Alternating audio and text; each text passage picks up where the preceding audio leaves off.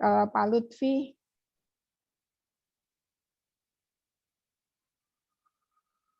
Nggak ada yang mau tanya. Jadi jelas Bu. Nanti Prof dalam yang Jelas, kalau bicara Prof, bagus tadi banget. tentang Ilmu baru nih untuk Cina, saya. Terima Ya. kasih Prof. Ya, masih Bu Dewi. Kang Dani lebih expert dalam soal Ibnu Sina. Ibnu Sina kelanjutan ya sebenarnya dari Kak Al-Kindi ya.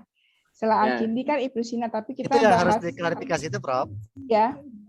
Yang harus diklarifikasi pertama mungkin agak ini bahwa Al-Kindi itu hidup bukan di zamannya Bani Umayyah, itu yang pertama. Bahwa Al-Kindi itu merupakan filosof pertama yang hadir di Khalifahan Abbasiyah. Jadi daulah kedua keislaman gitu ya. Jadi daulah Abbasiyah, kalau nggak salah dia itu hidup di 4 khalifah, itu zaman khalifah. Dan itu Khalifah Al-Ma'mun itu ya? Al-Ma'mun, betul, gitulah. Nah, kemudian kenapa harus tauhid gitu ya? Nah ini yang menarik itu nyambung ke teologi ke pertanyaan kenapa harus ada filsafat Islam gitu ya. Ya bisa dilihat dari 2 perspektif lah ya, dari internal dan eksternal. Dari internal itu ya tadi tradisi kalam, ada pergeseran dari dunia politik ke dunia legitimasi kebenaran, claim truth itu. Siapa yang benar, siapa yang salah.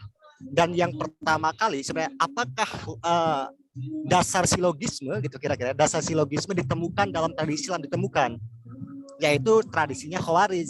Kalau tadi Kang Syihab Furqon bahwa dia merupakan cikal bakal dari gerakan ekstremisme Islam. Ya. Tapi sumbangsi Khawarij adalah dia mencoba memberikan formulasi tentang suatu bentuk silogisme sederhana, di mana dari biasalah ya ada premis mayor, ada premis minor, kemudian ada kesimpulan ya. Pamalam yahkum bima anzalallah faulaika humul kafirun itu ya. Itu kan premis pertamanya. Barang siapa yang tidak menghukumi sesuatu dengan hukum Allah, maka dia adalah kafir. Nah, kemudian Ali bin Abi Thalib adalah seseorang yang tidak menggunakan hukum Allah untuk menuntaskan wilayah sosial gitu ya. Begitupun dengan Muawiyah. Begitupun dengan Amr bin As gitu ya. Kemudian begitupun dengan Abu Musa al-Asy'ari gitu ya. 4 orang ini yang menjadi target pembunuhan pada akhirnya. Karena dia kafir, karena dia tidak menghukumi Allah, maka dia kafir. Karena dia kafir, halal darahnya dan kemudian halal untuk dibunuh. Itu kira-kira. Kira-kira silogismenya itu di situ. Gitu. Namun menarik ya. Jadi kenapa ada gerakan ekstremis Islam itu dalam pemikiran yang tadi ya, yang memberikan formulasi dengan premis mayor minornya udah nggak sama ya. Al-Khawarij, Muawiyah, Murjiah tadi ya. Seperti itu. Nah, sekarang tinggal ya ini susah ya kalau misalnya kayak gini kan, kalau misalnya kita nggak kritis, kita masuk dalam posisi yang mana ini gitu. Ya kan, apakah itu cukup dengan hanya menjadi satu ya katakan exercise kali ya untuk diskusi seperti ini, tapi kan untuk aplikasinya sehari-hari kan kita hanya membutuhkan tentang yang tadi Al-Quran dan hadis itu saja kan sebenarnya. Betul. Nah kemudian kan Bu, yang faktor yang kedua saya lanjutkan. Nah itu kan faktor-faktor internal ya. Itu yang kalau dalam tradisi filsafat disebut dengan kalam awal. Nah kemudian kan cikal bakalnya itu muncullah Mu'tazilah sebagai kelompok rasional. Nah, perdebatannya itu kenapa harus tauhid yang menjadi pokok utama filsafat Islam itu. Jadi tidak ada seorang pun filosof Islam yang tidak membahas tentang ketauhidan atau keesaan Tuhan. Nah, karena pada waktu zaman itu gitu ya, ketika kalam lagi kenceng-kencengnya dan Mu'tazilah menjadi gitu ya, menjadi ideologi negara gitu ya. Pada waktu itu ideologi negara adalah Mu'tazilah.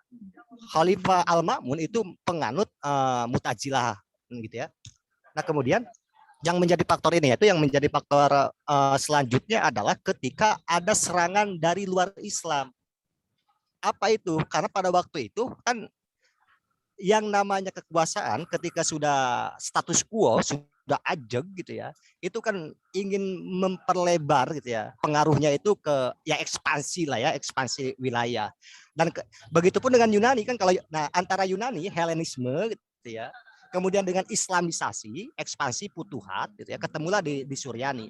Nah, ketika kekuasaan Islam udah menyebar luas, ada peperangan ideologi, ada peperangan pemikiran dalam wilayah teologi. Makanya muncullah ketika ada suatu wacana bahwa apakah Al-Qur'an itu qadim atau hadis, gitu ya. Apakah Al-Qur'an itu merupakan, kan gini, orang Kristen gitu ya, waktu itu tuh orang Kristen tuh kan pahamnya udah Trinitas gitu ya, pasca 325 di Nicea itu gitu ya, bahwa firman dengan Tuhan merupakan satu kesatuan, Trinitas. Dan pada mulanya adalah firman, dan Nabi Isa ada Yesus pada waktu itu kan itu adalah firman Tuhan, bahwa Yesus itu merupakan Tuhan itu sendiri gitu ya. Satu dalam satu, tiga dalam satu, satu dalam tiga gitu ya. Iya.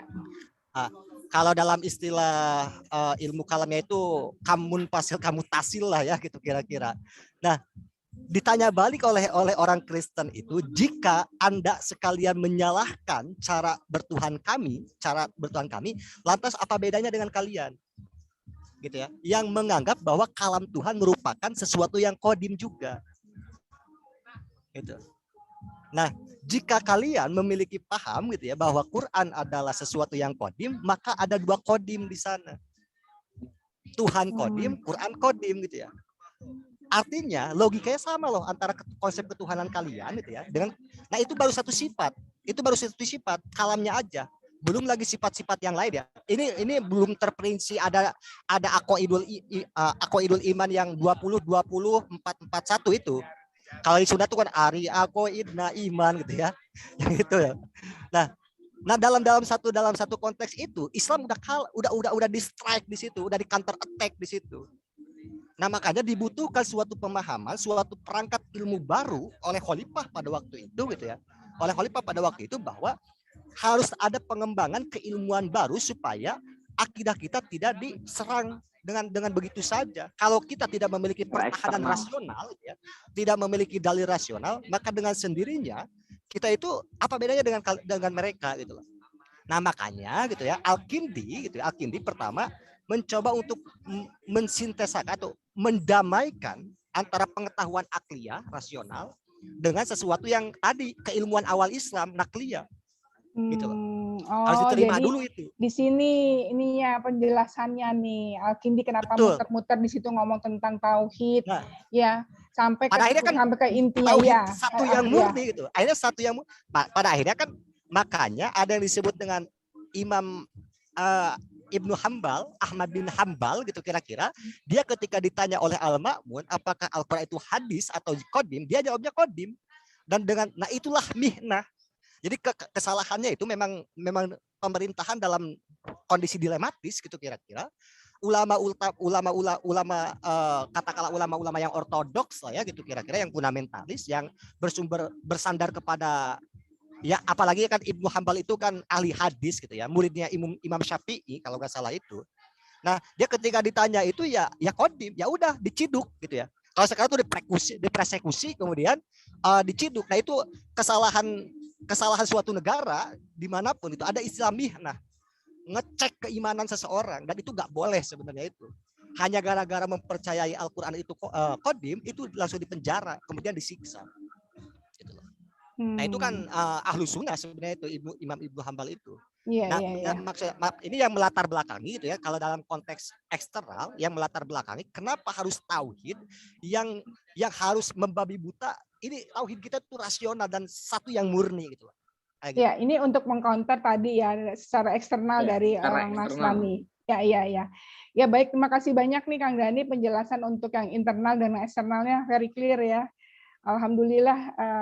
Makasih Kang Furqon untuk ilmunya pada malam hari ini. Jadi agak lengkap nih, sudah lengkap antara Al-Kindi dengan Ibnu Sina. Nah untuk yang berikutnya siapa nih pemikir Islam yang mau dikupas minggu depan? Al-Farabi atau siapa ya? Itu ada yang sama nggak? Yang inline gitu pemikirannya? Kalau Al-Ghazali kan udah ya, Al-Ghazali udah sama ya. Terus tapi ini siapa? Tiga serangkai itu Prof, paling Al-Kindi, Al-Farabi, nanti Ibnu Sina di ujung di Ibnu Sina. Al-Farabi ya, jadi minggu depan ya. Boleh Prof. Ya, tapi untuk Ibnu Sina saya sarankan ke Mas Dhani aja deh, ke Bang Dhani. Oh oke. Kang Dhani ya. Nanti 2 minggu lagi, minggu depan masih Al-Farabi, biar Kang Furkon aja. Oke, baik. Terima kasih sekali lagi Kang Furkon, Kang Dani, pencerahannya pada malam hari ini. Ya, jadi saya jadi kebawa dengan belajar. Saya kan belajar filsafat itu waktu semester 1 ya, S1. Apa namanya, yang Yunani ya, tapi sekarang dengan ini baru ketemunya di sini seperti itu. Tapi menarik, bisa memberikan referensi buku apa sih yang bisa melihat runut gitu loh dari filsafat Islam ketemu Yunani, itu buku apa. Jadi kalau misalnya ada buku yang bisa gampang untuk dipelajari, tolong dikasih tahu ya, kan teman-teman yang belajar filsafat